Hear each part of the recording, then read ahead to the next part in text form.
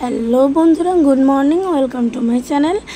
আজকে তোমাদের সামনে একটা ভিডিও নিয়ে এলাম। ভিডিওটার মধ্যে দেখো অনেক কিছুই রয়েছে, তোমাদের কিন্তু শেষ অবধি দেখার অনুরোধ রইল। আজ সকালটা ছিল বেশ মেঘলা মেঘলা, সেই জন্য আর কি সকালবেলা দেখো আকাশটাকে দেখতে কি সুন্দর লাগছে। বেলা হতেই তো প্রচণ্ড রোদ, প্রচণ্ড গরম। তা সকালে যাদের সাথে একটু সময় কাটাই, মেয়ে তো এখনও ঘুম থেকে ওঠেনি, মেয়ে একটু পরেই ওঠে। যদিও দেখো খেতে দিয়েছি ওদেরকে, আর কোনো সময় না কাচের সামনে গেলে ওরা আর কি কাছে আসে না, কিন্তু ঠিক সকালবেলা যখন আমি দরজাটা খুলে বেরোবো কাছে চলে আসবে।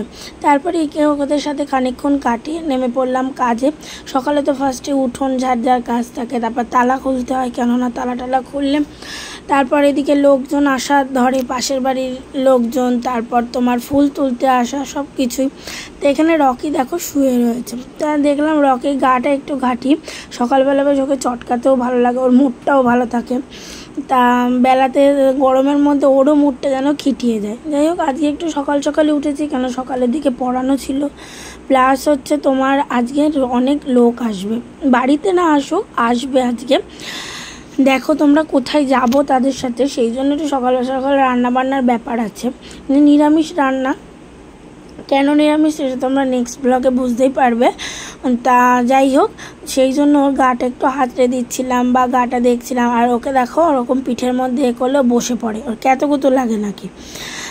তা সেই জন্য দেখো ওর মানে ইয়েতে হাত দিলে ও কেমন যেন উঠিয়ে শুয়ে পড়ে। যাই হোক, দেখলাম অনেক দেরি হয়ে গেছে, না কাজ না করলেই নয়, মেয়ে ওঠার টাইম হয়ে যাচ্ছে, সেই জন্য কাজে নেমে পড়লাম।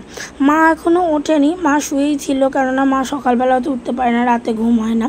তা ওইখানটা যেহেতু জায়গাটা খড় করে, সেই জন্য ওকে তেলা জায়গাটাই তুলে দিলাম। তো কী রান্না হবে, কী বৃত্তান্ত হবে, সেটা পুরো ব্লগটা তো দেখলেই তোমরা বুঝতে পারবে। এখনও রান্নাবান্নার কোনো প্রিপারেশনই নেই, প্লাস বাজারও ঘরে তেমন নেই, বাজার আনতে যেতে হবে। তা আমি আজকে আর যাবো না, মাই যাবে বাজার আনতে, কেননা আমি এই যে কাজ করে নিয়ে আর সময় হয়ে উঠবে না। সেই জন্য তোমরা ব্লগে কমেন্ট করতে থাকো, কমেন্ট তোমরা কেউ করো না, জানি না কেন। যাই হোক, দেখো সকালবেলা মেয়ে আগে খেতে দুধ, এখন যেহেতু স্কুলটা ছুটি, সেই জন্য এই মাসে আমি আর দুধটা কিনিনি। তা সকালবেলা ওঠে তখন তো আর সুজি খেয়ে যায় না, কিন্তু সুজিতে পিঁপড়ে, এত গরমকালে পিঁপড়ের সমস্যা। তা প্রথমেই বলি যে মানুষের স্বপ্নের বাড়ি কেমন হয়। হ্যাঁ, আগেই বলি এটা আমার বাড়ি না, স্বপ্নেরই বাড়ি একজনের, মানে পাশে যে জায়গাটা আমাদের ছিল, অনেক দিন ধরেই দেখেছো হয়তো আমার যারা পুরনো ব্লগার বা দেখো আমার ভিডিও, তাই বাড়িটা আর কি ভেঙে নতুন বাড়ি তৈরি হচ্ছে, বাড়িটা বিক্রি হচ্ছে। তা মেয়ের খাবার নিয়ে চলে এসেছি, মেয়ে তো সকালবেলায় একদম টিভি নিয়ে কার্টুন নিয়ে বসে গিয়েছে। তারপর আমি চা খেলাম, চা খেয়ে হচ্ছে তোমার পুজোয় বসলাম। তাকে অনেক দিন ধরেই যা তালশাঁসের দাম ছিল, সেই জন্য ঠাকুরকে দেওয়া হয়ে উঠেছিল না, তালশাঁস লিচু বাতাসা দিয়ে ঠাকুরকে পুজো দিয়েছি। দেখো গোপাল সোনা এখন বেলি ফুল ফুটছে অনেক করে, সেই জন্য গোপালকে বেশ দিতেও ভালো লাগছে। আর একজনকে দেখবে, এই যে লিচু চোর, আর একজন, মানে লিচু আর আমের হচ্ছে আমার মেয়ে একদম পোকা, বিশ্বাস করবে না, লিচু আর আম খেতে পারলে। তো বন্ধুরা, এখন তো সকালের এনেও দিয়েছে, চাটা খেয়ে এখনো দিনটা শুরু করলাম সবে। বিছানাগুলো, এই বিছানা তো অবস্থা খারাপ, এই দেখো কিচ্ছু গোছানো হয়নি, বিছানাগুলো গোছাবো, গুছিয়ে নিয়ে তোমার ঘরটা ঝাড় দিইনি। মা আর মেয়ে গিয়েছে বাজারে, তা বাড়িতে কিছু লোকজন আসবে আজকে, তা কে আসবে সেটা দেখতেই পাবে। আর তারপর আমি একটু বেরোবো তাদের সাথে, মানে দরকারই আসছে তারা। চলো কাজগুলো করে নিই। রকির জায়গায় পোস্টিং, এখানে চলে এসে এই যে রকি,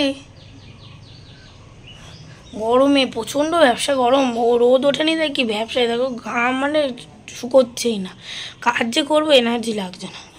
ইনি বাজার থেকে চলে এসছেন, দেখো জেলি নিয়ে এসছে, জেলিটাকে খোলার চেষ্টা করছে, টেকনিক দেখেছো, চামচ দিয়ে ওটাকে গুতিয়ে। আর কালকে বেশ একটু হাওয়া দিয়েছিল, তাই মা বাজার থেকে বেশ কাঁচা আম এনেছে। কাঁচা আম আনলেই মন চাইতো আমার কাঁচা আম মাখা খেতে।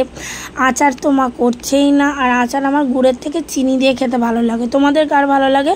আর আচার মা করে হচ্ছে সব থেকে ভালো লাগে বড় বড় কাঠি, যখন ভেতরে আটিযুক্ত আমগুলো হয় ওইগুলো। তা চালটা নিয়ে নিয়েছে, যে বাজার থেকে তেমন কিছু আনা হয়নি, পনির আনা হয়েছে, আর হচ্ছে পটল, আলু আর গাজর মেয়ের জন্য, আর দুধের প্যাকেট।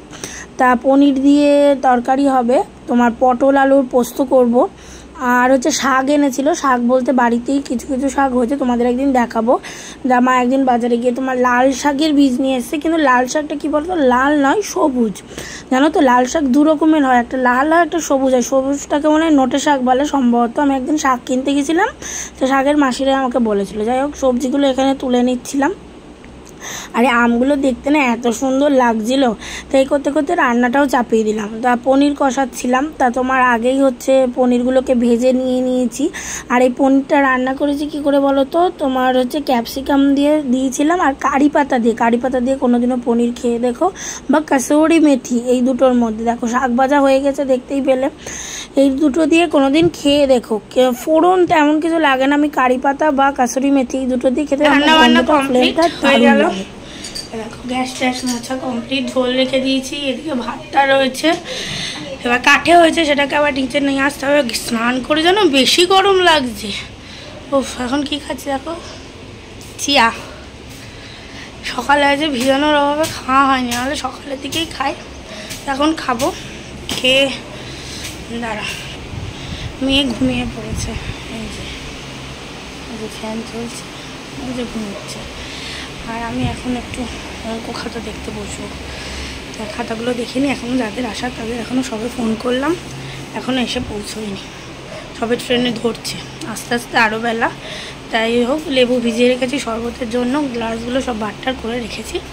ঠিক আছে, চলো আমি অঙ্ক খাতাগুলো দেখে নিই, কারেকশান আছে অনেক খাতাগুলো, কিছু অঙ্ক করার আছে, ওগুলো করে তারপরে যেখানে যাওয়ার যাবো। ওরা ফোন করবে, আমি স্টেশন অবধি যাবো, তখন আবার দেখা হচ্ছে।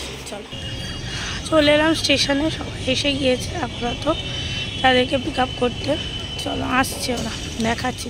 তো এখানে বলি যে আমার দিদিকে তো তোমরা চেনো, দিদি এসেছিলো, দিদির যা, তারপর আমার এক পিস্তত বৌদি, আর এক বৌদি, সেরা সব চাকদা থেকে, কেউ কৃষ্ণনগর থেকে এসেছিলো। কোথায় জানো বলতো, শান্তিপুরে হাটে যাওয়ার জন্য। হ্যাঁ শান্তিপুরে তোমরা তো জানোই যে তাঁতের শাড়ি খুবই বিখ্যাত, চলে গেছিলাম তাঁতের হাটে।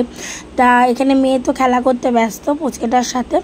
তা এখানে দেখো শাড়িগুলো দেখাচ্ছি, এই শাড়িগুলোর প্রাইস যদি তোমরা জানতে চাও কমেন্টে জানাবো। এখানে 100 টাকা থেকে আপ টু তোমার 1000-এর ওপর, 1000 কি 10-12 হাজারের ওপরও কাপড় আছে। এটা মানে কি বলবো, সব কিছুর মার্কেট।